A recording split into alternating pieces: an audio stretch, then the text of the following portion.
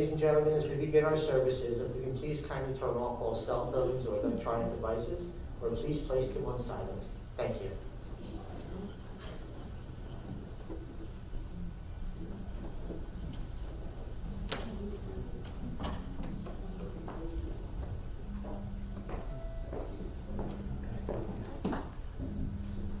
Welcome, everyone. This morning we are brought together in loving memory of Elliott Rosenberg. Elihu ben Avraham Veliba, Zichrono Livracha. His memory is already a blessing for all who knew him, and I know that it will continue to be so. I am Rabbi Raina Grossman, and I am the rabbi at Lionsgate.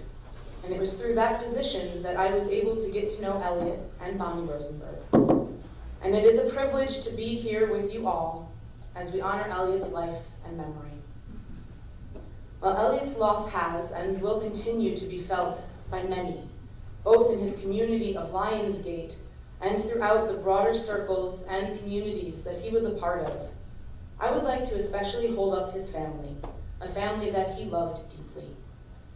I'm specifically holding up Elliott's beloved wife, Bonnie, their children Gary and Phyllis, Sarah and Mimsy and David, and their grandchildren Amy and Rihanna, Ben, Jacob, and Andrew. He talked often of his love for all of you, and I know what a big part of his life you all were. May all of you gathered here, your family, your friends, and loved ones, feel held and supported during the difficult times in the days, the weeks, and the months to come. We will begin with Psalm 23. A psalm that reminds us that none of us are ever alone, that we are always in the company of God, even in moments of loss, in pain and struggle, and perhaps especially in those moments. I will sing it in the Hebrew, and I will invite all who wish to join me in reciting the English.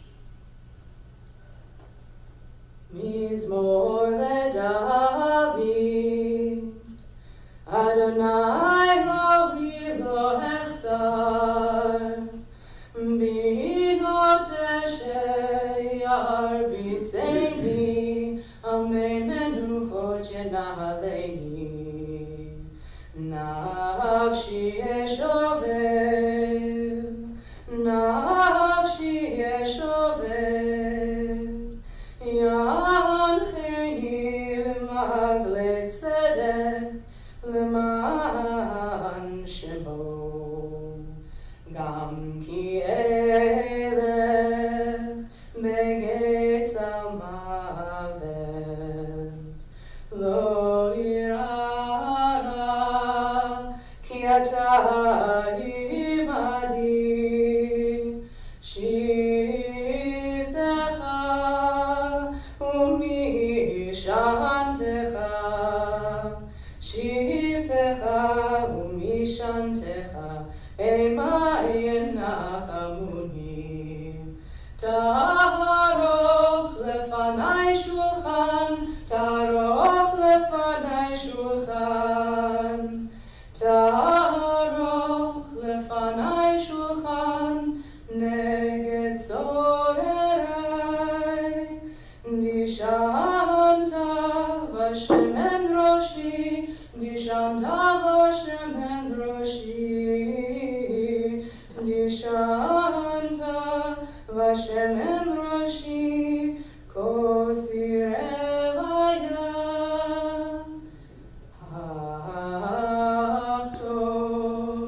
אך טוב וחסד, ירדפוני כל ימי חיי,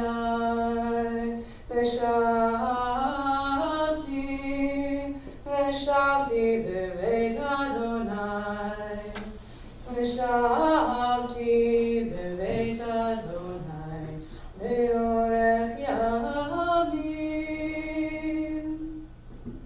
Join me in the English if you'd like in the recitation of the 23rd Psalm. The Lord is my shepherd, I shall not want. He maketh me to lie down in green pastures. He leadeth me beside the still waters. He restoreth my soul. He guideth me in the straight paths for his name's sake. Yea, though I walk through the valley of the shadow of death, I will fear no evil, for thou art with me. Thy rod and thy staff, they comfort me. Thou preparest a table before me in the presence of mine enemies. Thou hast anointed my head with oil. My cup runneth over. Surely goodness and mercy shall follow me all the days of my life, and I shall dwell in the house of the Lord forever. Amen. One of the many blessings of my work at Lionsgate is that I get to be a part of the lives of the incredible people who live there, many of whom are here today. And I met Elliott and Bonnie Rosenberg about 4.5 years ago as Lionsgate's first rabbinic intern, still a student rabbi.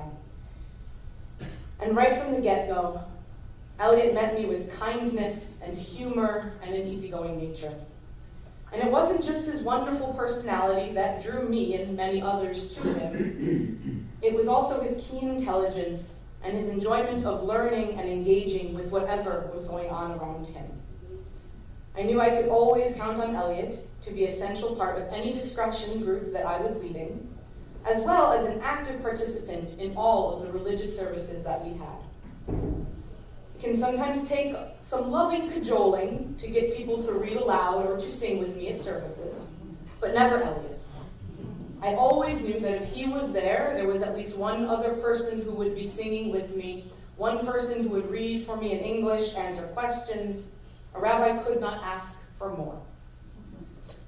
And I wasn't the only person who benefited from Elliott's presence, as he often could be found helping other residents, whether it was finding the right page in the prayer book, helping them figure out where we were, or making a joke to lighten the mood.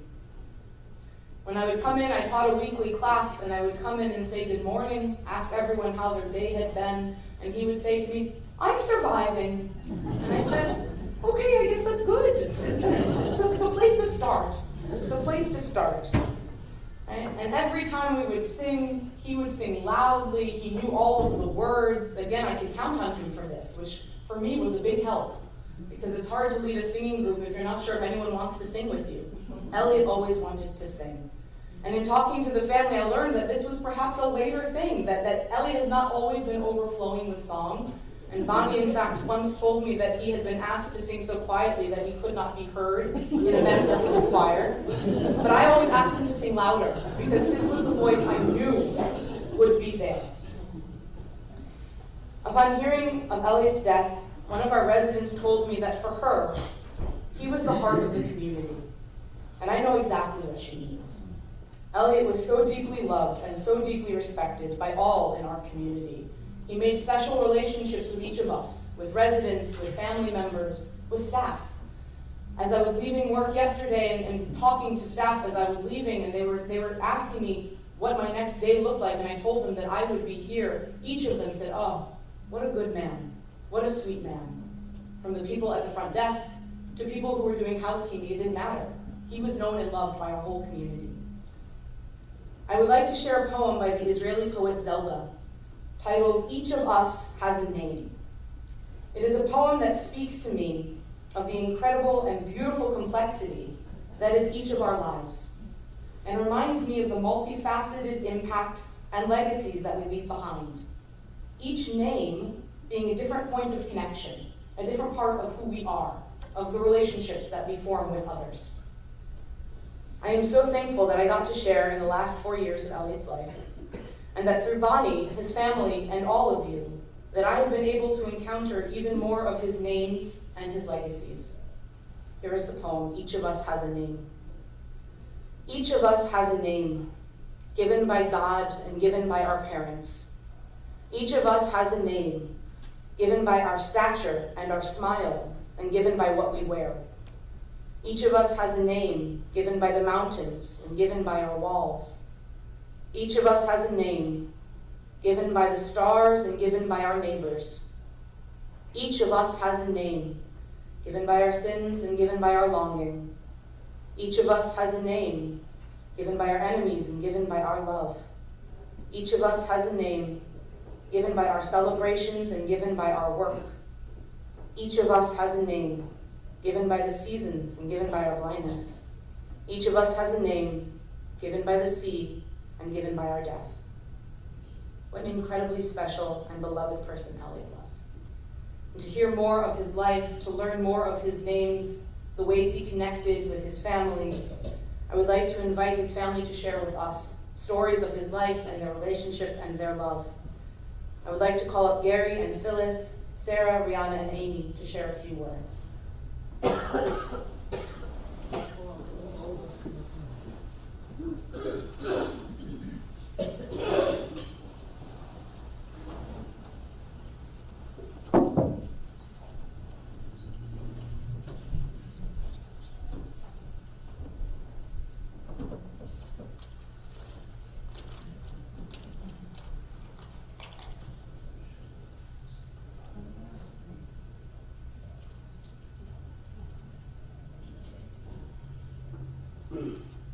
So thank you all, family and friends, for being here with us.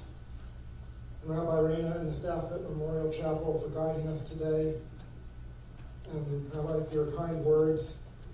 And for the staff at Lionsgate who supported my family through these difficult times and through the many years that my father and mother have lived there. Today I want to tell you about chronic pain and chronic love. Chronic pain is a familiar concept. Many people suffer from it, and many in our society are afraid of it. Chronic love is less familiar, but we were blessed to grow up in a family with chronic love. My sisters and I knew beyond doubt that my father and mother loved us, even if we didn't talk much about love. That didn't mean that my father was uncritical. The standards were high, and we knew if we disappointed him. We also knew that he didn't hold grudges, that he loved us without condition and trusted us to find our way in the world.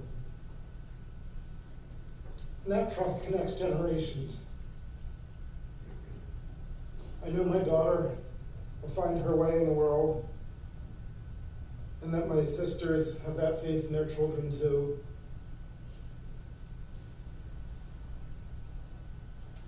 Because he was a physician, my father touched many lives. In his last days before transfer to hospice, he was at Virtue Abortis Hospital, and many of the staff members there knew him when he had practiced at Worcester's Eastern Division, and they came and praised his patient and caring manner. They had great memories of him. And his patients knew that he cared too. He got more than one of them to give up smoking by asking them for a pack of cigarettes and then tearing it in half in front of them.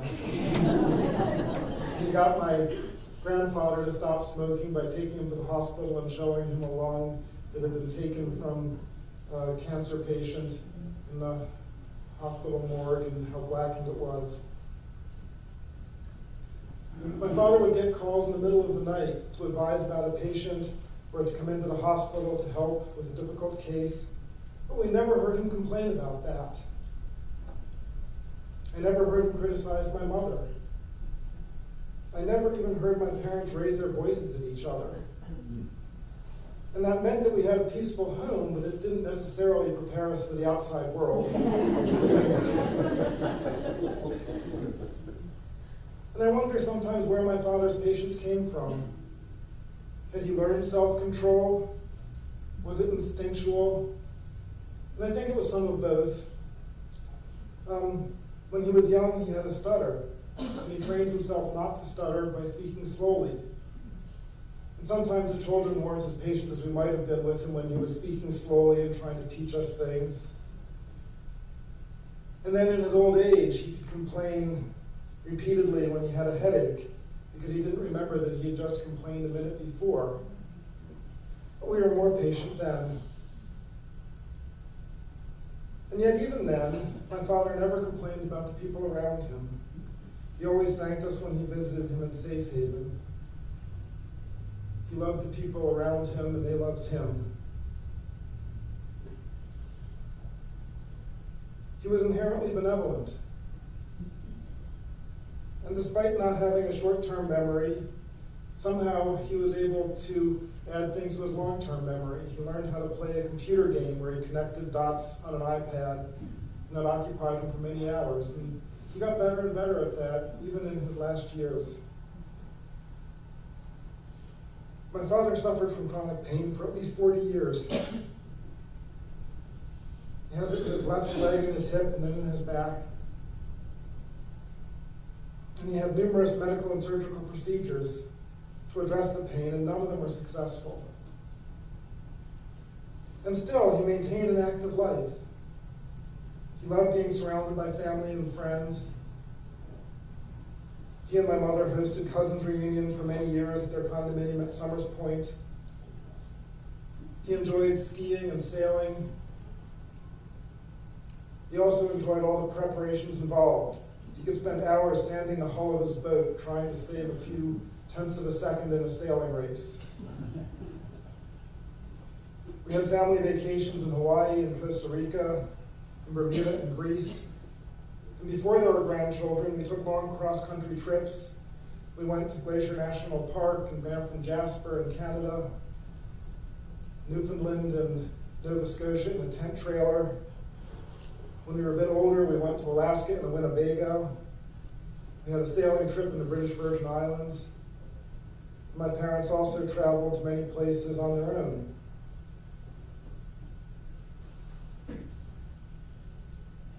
So most of you know that my father had Alzheimer's disease. And Alzheimer's disease and chronic pain are a terrible combination. Imagine not knowing you have chronic pain. The pain is always new.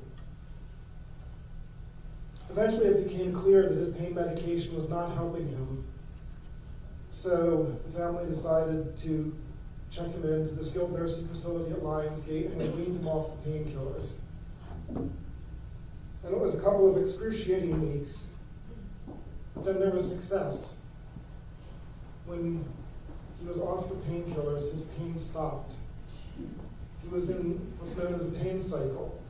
The medications were inducing his pain. And so, for his last few years, he didn't have the chronic pain. He had the typical aches and pains of old age, but he no longer had chronic pain. And as you've heard from the rabbi's words, he still had chronic love. He induced love in the people around him. We always will love him, and we will always miss him.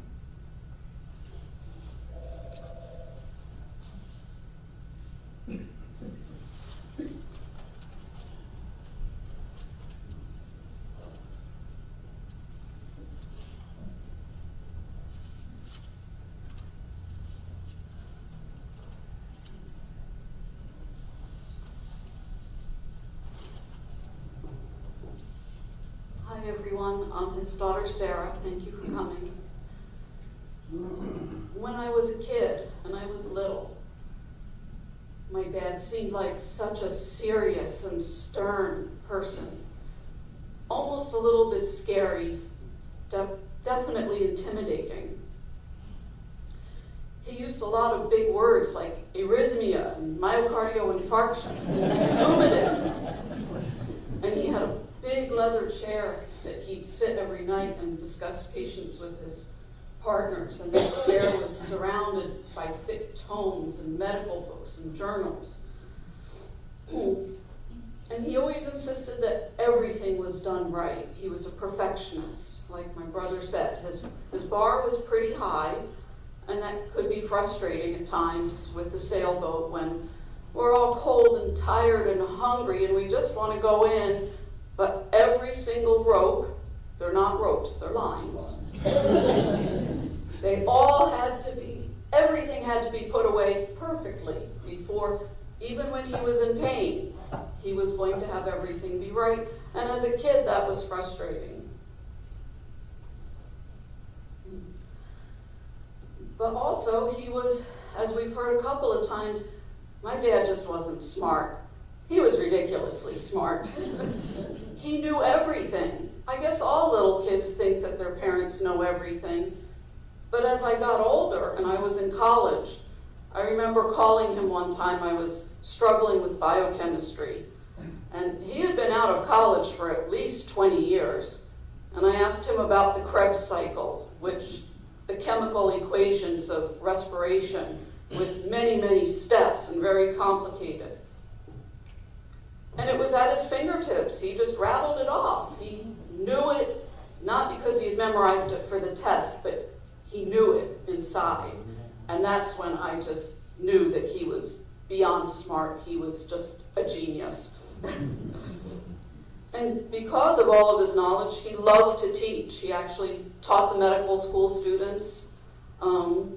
With me, he had to teach me photography every summer because I would forget about f-stops and shutter speeds.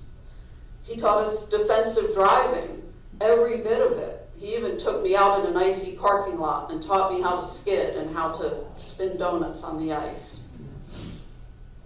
He taught us about car maintenance and finances. And of course sailing, anybody he could teach to sail. And skiing. Apparently he's taught not only the children and the grandchildren and the cousins and the cousins' children how to ski whether they wanted to or not. He also taught me how to back up and drive a horse trailer. That was my passion as a kid, and he always supported me in it. The day after I got my driver's license at 16, he got me a horse trailer. So he would no longer have to get up at 5 in the morning and go schlepping off to a horse show. Many years later, when I had my own kids, I asked him, I said, Dad, I was 16 years old and you were letting me drive a horse trailer through downtown Philadelphia and on the Schuylkill Expressway? Like, what were you thinking? And he said, well, I knew your horse was in the trailer. You were going to be careful. So my brother was right. He gave us all the skills we needed, and then he trusted us that we would always do the right thing to the best of our ability. He loved to solve problems and challenges. The trip to Alaska, you could tell every time that Winnebago made a rattle or a bump. The rest of us would be going, oh no, something's wrong. But my dad was, oh, there's something for me to solve, something to fix. And he loved the challenge of that. And that's also why he loved internal medicine, because he was always able to solve problems and to help people. As he got older and he was solving problems with the computer game, even at the very last when we were transferring him from the hospital to hospice, and he was getting a little bit agitated, and I remembered I had it on my phone. I handed it to him, and immediately he went into problem-solving mode. He could connect the dots, and when you finished one round, it would say, perfect. So this game met all of his needs. Round to round, he could be perfect. He played that game as they transferred him onto the gurney and into the ambulance and over to hospice, completely focused on still solving problems. He was a serious guy, but as I grew older, I learned he's also a fun guy. We have pictures and stories of the sailboat, and I guess yearly at Halloween they had a contest of some sorts. Where his crew, we have pictures of him dressed up as Zorro. His whole crew once dressed up as the Spice Girls. I was amazed that my father knew who they were. Also, pictures of him doing Men in Black and dressed up as a pirate. And as we slowly learned that he did start singing when he was at Lionsgate, I thought back, well, he used to sing, but everything he taught us to sing were drinking songs. My love of horses, as I say, he supported me, and I took lessons for several years, and one of my fondest memories of my dad, he was apparently sneaking around behind my back, because he came into my room one day, and he said very seriously, as I was reading Mad Magazine, he says, I need to talk to you about something. Never wanted to disappoint my father. What could it possibly be? And he said, I just bought you your horse. And it was one that I had been lusting after. And I was just absolutely floored. But he was always full of surprises, usually good ones. My dad was also way ahead of his time in many areas. Of course, with the cigarettes that my brother told you about, we were well indoctrinated about the dangers of smoking cigarettes, but this was in the 70s. The American Medical Association had not yet dared to come out against the tobacco industries, but my dad knew and was firm in his belief. He also, when we were little kids, told us that we couldn't use plastic straws because they were going to last in the environment for 1,000 years, and my mom would buy us paper straws when we were kids. He also always made us wear a seatbelt, long before there was any legislation saying so. And he told me a story once about his practice with the heart attack patients. Sometimes he would have a patient who didn't follow doctor's orders. In the 70s, if you had a heart attack, you'd be put to bed rest, and you were considered fragile. Some of his patients, though, confided in him that they felt pretty good and they had resumed their activities. My dad figured out that those patients did better. So long before it was common in medical practice, he was encouraging patients to get up and move around and to start walking. And as I got older, I realized really he was not a stern or serious or scary person. He was just so very kind and compassionate. Even with Alzheimer's disease, my father's default was always to be a gentleman. He always spoke so wonderfully of my mom. He always told me, even after he had Alzheimer's, he'd say he married the most beautiful woman in the world, and how smart she was, and she's so good with directions and such a good cook. But I've never, ever heard him be upset or angry with her. And I can actually never remember him saying an unkind word about anybody. In the hospital, he rallied a little bit at the end. We had decided he would be going into hospice, and then he had a few hours where he perked up and he was talking to us. My daughter asked him how he felt, and he replied, "Splendid." He kept asking us where we were going next. He was ready to go, and we kept looking at the clock and telling him we would all be going together. My nephew Jacob, his grandson, as he left, said, "See you later, alligator." And my dad replied, "After a while, crocodile." And those were probably his last words, which seemed fitting for him. He was so good to all of us. He kept us all safe, and the whole family was set up for successful, loving lives, and we'll always just remember him and appreciate him.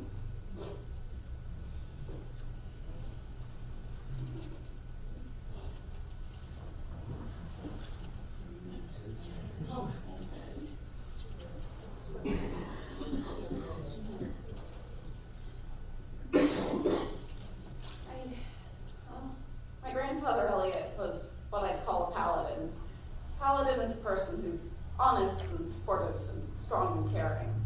They're natural leaders in their community, and they're resilient and stoic, and they shield all of their loved ones and strangers from hardship. They make people around them better. And he was all of those things, but he did it while being brilliant and witty all along the way. Forgive our cardiology pun, but he was the heart of our family, and the family was blessed to have him caring for us. He led by example. He taught us how to be healthy and strong. He maintained himself as such. He provided for his children and his grandchildren like me through college, and he supported us in whatever we wanted to study.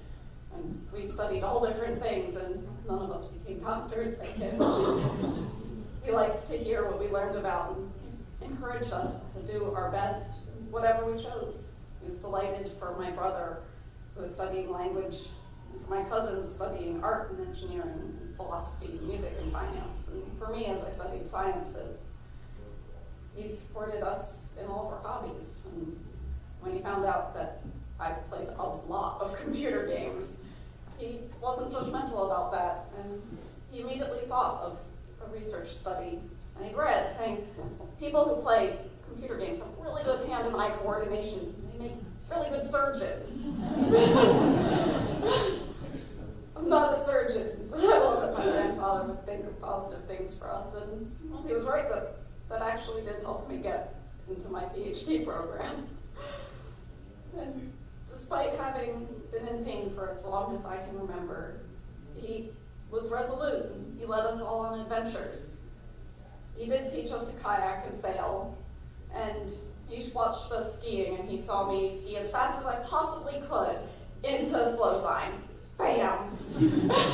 I bounced, and I was fine, so he was fine too. He taught us to catch crabs, and then we'd take them back into the condo and race them around the kitchen. It was great. And it wasn't just local fun, because he led us on the family trips around the world.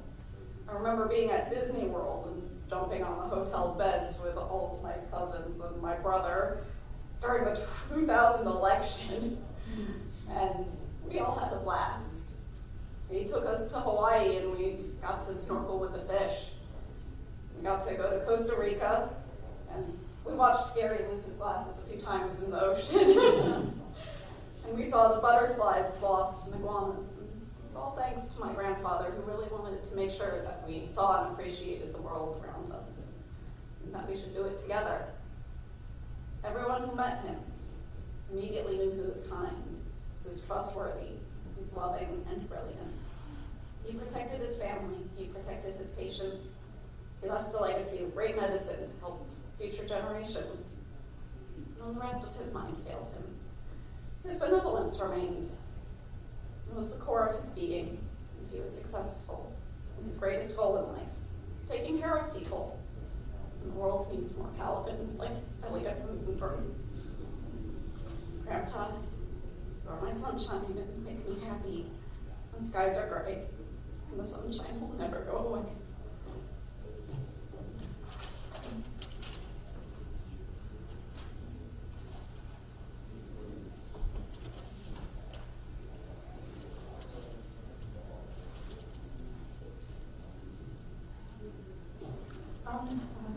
Gary's life for us.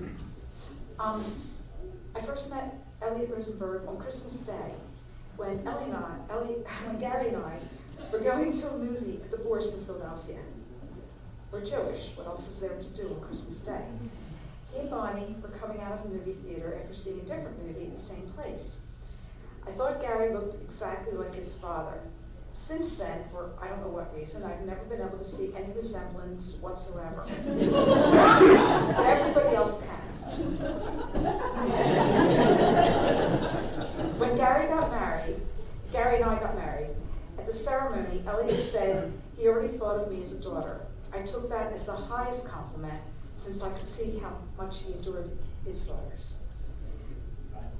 Gary took me skiing at their cabin in the Catskills with his family. Elliott was bound and determined to teach me how to ski, you've already heard. He patiently demonstrated and explained all the principles in terms of physics, since he was a physics student as an undergrad. I was not. The first thing he taught me was how to fall down. I mastered that immediately. I was really good at it. But I never did understand the appeal of hurtling down an icy mountain on wax boards at speeds calculated to maim. So I gave up. But like everyone, I could not disappoint Elliott. So I promised my firstborn would become a skier for him. Pushed it off on my daughter. And to make him really happy, I promised my secondborn to become a sailor on his boat. Well, I never had a secondborn, so Amy had to do both. She did, and it made him very happy, seeing his children and grandchildren succeed at anything. It made him thrilled. When Amy was just learning to talk, she shortened Elliott's name to Baba. That became his name for us, a term of endearment. He used to sing the beginning stanzas of the Air Force military song to her. And excuse my voice here. Off we go into the wild blue yonder, climbing high into the sun. That's all I remember. She didn't learn it, but I learned that. It embodied an attitude. He was always ready for adventure, as you've already heard. That was Elliott. We verbified it and used to talk about going wild blue wandering, or yondering, when we were about to go out, and we still do. It was an attitude. It was an outlook. Elliott was always fixing things, improving things around their houses and his boat. No one else in the family took the least interest in any type of manual labor, least of all his son. Oddly enough, I do like buttering around the basement and making all kinds of messes. So I filled a niche in a Rosenberg family that was sadly lacking. Elliott and I used to wander around Home Depot together, happily imagining all the damage we could do with the various power tools. And then we would buy them and do it. We spent many wonderful Shabbat dinners with Gary's parents at their house and at ours. I was so very impressed with how very gracious both Elliott and Bonnie were about my simple cooking when they came to our house. What an honor it was for me to cook for them when I knew they could go to the best restaurants in the world. Who could have thought that I would be entertaining a cardiologist and his wife? Elliott was always there for his family. When I became part of his family, he was there for me too, and even my origin family. My sister Adrian, who lives nearby, was invited to many of our events. She was invited to go down the shore and ride on the boat with the crew on one of their trips. And he took advantage of her talent as a photographer to have her take pictures of the boat. And that was wonderful, and they're out there. Once when Bonnie was away visiting either Sarah or Mimsy, when Gary was away on a business trip, and Amy was away at summer camp, Elliott stepped in to make sure that I would not feel abandoned. He was still actively working as a cardiologist then, but he made sure to take me to a diner for dinner while I was alone. He also took me with him to the shore that weekend, where he raced his boat with his crew. One of his neighbors, who did not know him very well, saw him with me and assumed that I was the other woman. Elliott thought it was funny because it was so impossible. I was highly insulted on Elliott and Bonnie's behalf. Anyone who knew him knew he would never do anything like that. It was inconceivable. I miss my father-in-law. I could not hope for a better family to have married into. I like to think that Baba is out wild blue yondering. I miss him.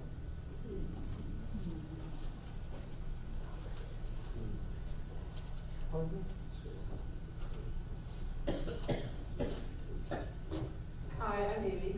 I'm the one who had to ski and sail.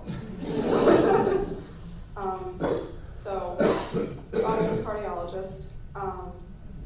When I was in high school, I remember I was over there like every week. I went over after school every Thursday. So it was after he had retired, but before Grandma and Baba moved to Lionsgate. I was sitting at the kitchen counter, and Grandma said she was feeling the onset of an atrial fibrillation attack. And she sat down on the couch, and I think they went to the hospital eventually, but before that, Baba sat down on the couch with her and put one arm around her shoulders and put one hand on her wrist and felt her pulse, and he was steady and reassuring, and Grandma was scared, but she knew that she was in good hands. And then a couple of years ago, after they had moved to Lionsgate, and when Baba was not really himself anymore, but he was himself for a few minutes, when Grandma had another atrial fibrillation attack, he sat down on the couch with her, and he put his arm around her, and he felt her pulse, and he couldn't have prescribed her any medication, and he couldn't have done surgery if it had been needed, but he made her feel just as safe as he had done any other time. So I started to make a list of all the things unique to Baba, a collection that I could assemble in a room and feel like Baba had only just walked out of it. Glenlivet, olive oil, fish, a pocket knife, a letter opener, a rubber-cleated mat so his desk chair would roll over the carpet, black cast iron 10-pound weights, silver cast iron 20-pound weights, slippery exercise ribbons, a huge green leather recliner, WD-40, greasy, salty, sawdusty tools on a pegboard in the basement, screws in sticky drawers, a black rubber stethoscope, Time magazine, a digital thermometer on the back door, an analog compass glued to the car windshield, a tide clock on the shelf at the shore, a bowl of cashews, hot hands. As I tried to write down everything that felt like Baba, I realized that a lot of what I had written was actually about Grandma, like an ashy candle snuffer, red rose tea with cream and sugar, 2 wooden ladybug magnets, pins on the laminate floor, rice in a glass jar, half a plain bagel with margarine, Havarti cheese, mechanical pencils, peppermints, pretzels, Beanie Babies, down pillows sewn into quilted pillowcases, plastic-covered library books, 1 diamond on a gold chain that always flipped upside down. I don't think Baba would have drank tea every day if Grandma hadn't made it for him. He might have only used the orange hand soap because Grandma liked the smell of it. I'm sure he liked equally whichever of Grandma's quilts she chose to cover their bed with. Baba's life was draped on the scaffolding of Grandma's. She was his best friend. I wish there had been a way for the past few years to have been easier for Grandma, but I'm glad that Baba always had her.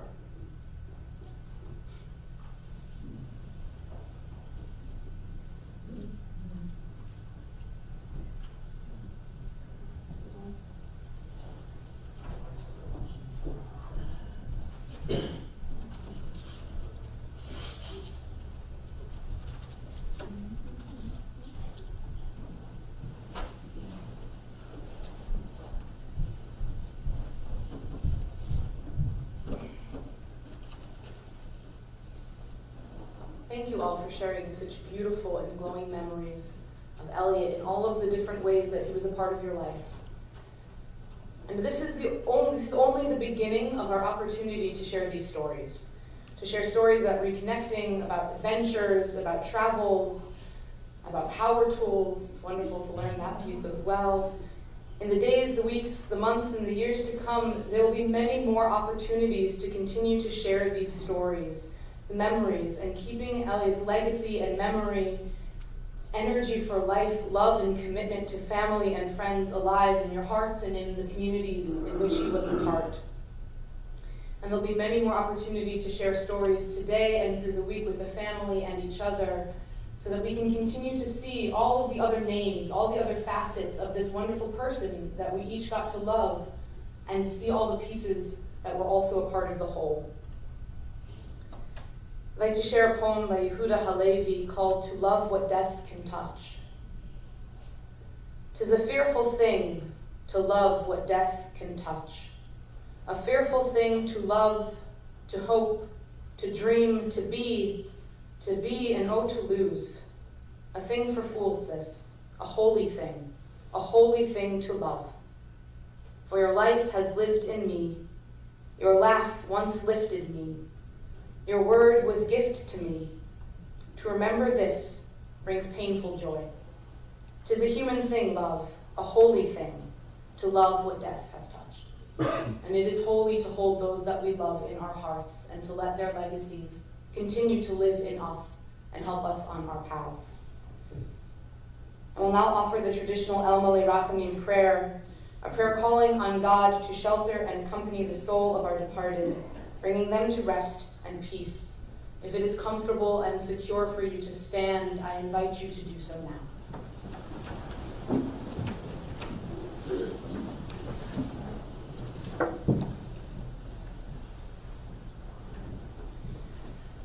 El Malei Rachamim shochein b'mromim hametzem benucha nechona תחת כנפי השכינה, במעלות קדושים וטהורים, כזוהר הרקיע מסתירים. את נשמת אליהו בן אברהם בליבו, שהפך לעולמו, בגן עדן תהא מנוחתו. בעל הרחמים, אסירהו בסתר כנפיך לעולמים, ותצרור מצרור החיים את נשמתו. אדוני הוא נחלתו, וינוח בשלום על משכבו, ונאמר אמן.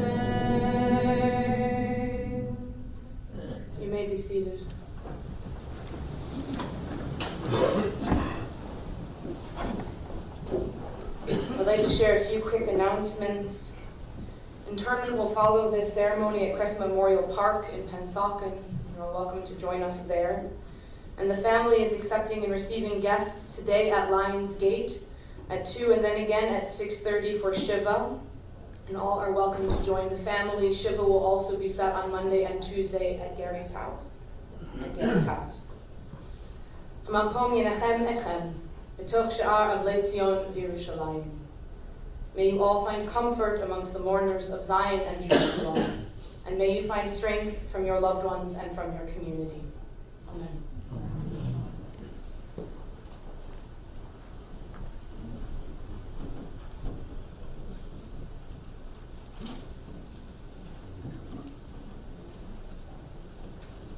Will the pallbearers please step forward?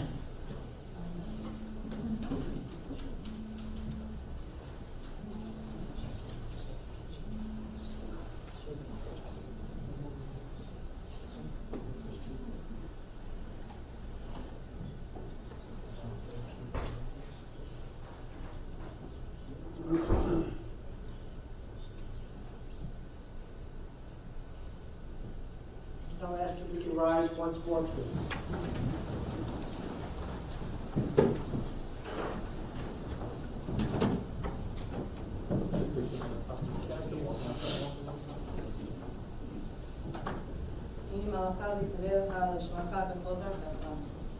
For God will order angels to follow you wherever you go.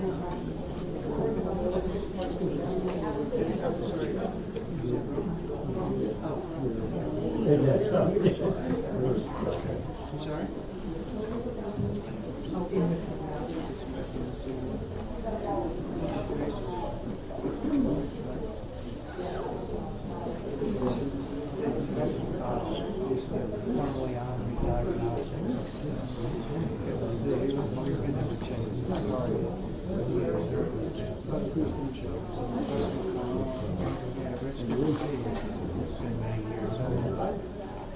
We ran the nuclear program. Well, can't thank him enough. He gave me my first break in business. Yeah. I know, I have to tell you, I can't tell you how many people have asked me the question, which is hilarious. I can't tell you how relaxed you look. Why does everybody say that?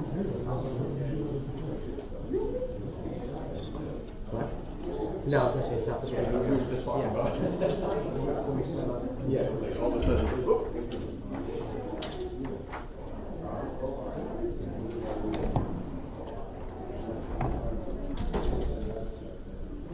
From that one, knock your underneath. Okay. Don't go looking for it. Yeah, I know.